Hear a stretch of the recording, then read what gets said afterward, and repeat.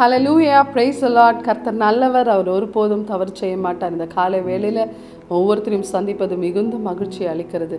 God has given us a purpose. எல்லாருக்குள்ளேயும் ஒரு purpose இருக்குங்க. நம்ம சும்மாலாம் நம்ம சிருஷ்டிக்கப்படவே இல்லை.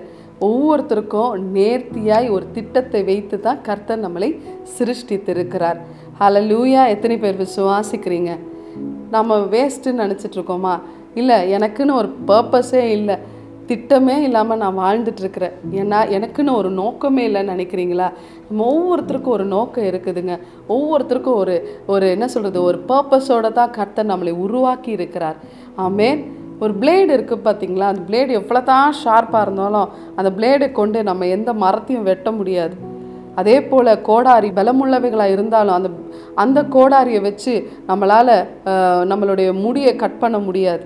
அதே போல் தான் எல்லாத்துக்கும் ஒரு பர்பஸ் இருக்குது. அந்த பிளேடுக்கு எப்படி ஒரு பர்பஸ் இருக்குதோ, அது வேஸ்ட்டு, அது மரத்தை கட் பண்ண முடியாது. அதுக்கு எனக்கு பர்பஸ் இல்லைன்னு நம்ம சொல்லி தூக்கி போட்டுற முடியாது.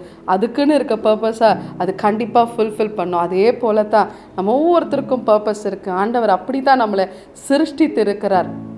கவலைப்படாதீங்க. ஸோ இந்த காலை வேளையில் எபேசியர் 2ஆம் அதிகாரம் 10ஆம் வசனம் இப்படியா சொல்லுகிறது, ஏனெனில் நற்கிரியைகளை செய்கிறதற்கு நாம் கிறிஸ்து இயேசுக்குள்ளாக சிருஷ்டிக்கப்பட்டு தேவனுடைய செய்கைகளாக இருக்கிறோமா? நம்ம ஆண்டவருடைய செய்கையாக இருக்கிறோம். ஆண்டவரை வெளிப்படுத்தணும். ஆண்டவருக்காக நம்ம அந்த தாளந்துகளை பிரயோஜனப்படுத்துவதற்காக கர்த்தர் நம்மளை சிருஷ்டித்திருக்கிறார் என்று மறந்து போகாதீங்க. எனக்குன்னு ஒரு நோக்கம் இல்லைங்க, வருத்தப்படாதீங்க. எல்லாருக்கும் ஒரு நோக்கம் இருக்குது. வேஸ்ட்டாக நம்ம சிருஷ்டிக்கப்படல, நான் என்னால் யூஸ்லெஸ் சொல்லிட்டு நம்ம அநேக நேரம் நம்ம சொல்லி கொண்டு இருக்குமானால் இந்த காலை வேளையில் கர்த்தர் சொல்லுகிறார், so run with a purpose. You have a purpose. நான் அந்த பர்பஸை ஒருபோதும் மறக்காதீங்க. 1 கொரிந்தியர் 9ஆம் அதிகாரம் 26ஆம் வசனம் இப்படி சொல்லுகிறது, ஆதலால் நான் நிச்சயம் இல்லாதவனாக ஓடேன். பவுல் சொல்லுகிறார், I am running with a purpose. நான் ஒரு நிச்சயத்தோடு தான் நான் ஓடுகிறேன். ஒன்றை நான் கேட்டேன், அதே நாடுவேன் என்ற வசனம் சொல்லுகிறது போல எனக்குன்னு முன்ன வைத்திருக்கிற அந்த லக்கை நோக்கி நான் ஓடணும். நான் எதுவுமே இல்லாதவனை போல அசதியாக இல்லாமல் கர்த்தர் எனக்கு வைத்திருக்கிற அந்த டார்கெட்டை நோக்கி நான் ஓட போகிறேன். நான் பிரயோஜனமற்றவள் அப்படின்னு சொல்லி நான் நினச்சிட்டு இருந்தது இந்த நாளோட தூக்கி போட்டுட்டு, ஆண்டவரே கேட்க போகிறீங்க எல்லாரும் ஒவ்வொருத்தரும், ஆண்டவரே எனக்குன்னு நீங்கள் வைத்திருக்கிறீங்களப்பா அந்த நோக்கம், அந்த லக்கை நோக்கி ஓட எனக்கு அப்பா உதவி செய்யுங்க, எனக்கு கற்றுக் கொடுங்க, அந்த லக்கையை பார்க்க கற்றுக் கொடுங்க. அந்த வின்னிங் கோல் எனக்கு தெரிஞ்சிச்சுலாம், பர்பஸ் தெரிஞ்சிருச்சுலாம், நிச்சயம் நான் சும்மா இருக்க மாட்டேப்பா, அந்த பர்பஸை நோக்கி நான் ஓடுவேன். ஹல்லேலூயா. இந்த காலை வேளையில் ஒவ்வொருத்தரும் கண்களை துடைத்து கொண்டு ஒரு பலத்தோடு நம்ம சொல்லலாம், ஐ ஹேவ் அ பர்பஸ். கர்த்தர் எனக்கு பர்பஸை வச்சிருக்கார், நோக்கத்தை வச்சிருக்கார், திட்டத்தை வைத்திருக்கிறார். அது ஒருபோதும் அவர் தீமைக்கான திட்டம் இல்லை, நன்மைக்கு ஏதுவான திட்டங்களை வைத்திருக்கிறார். தீமைகள் எல்லாவற்றையும் நன்மையை அவர் மாற்றி தருவார். இப்பொழுது வேணா ஒன்றுமே நடக்காதமாக இருக்கலாம், என் பர்பஸோடு நடக்காமல் இருக்கலாம், ஆனால் சகலமும் அவர் நேர்த்தியாக அதனதன் காலத்தில் அவர் சகலத்தையும் நேர்த்தியாய் முடிக்க அவர் வல்லவராக இருக்கிறார். ஹல்லேலூயா. கர்த்தர் உங்கள் வாழ்க்கையை பர்பஸாக மாற்றுகிறார். பெரிய காரியங்களை நீங்கள் அவருக்காக செய்யுங்க.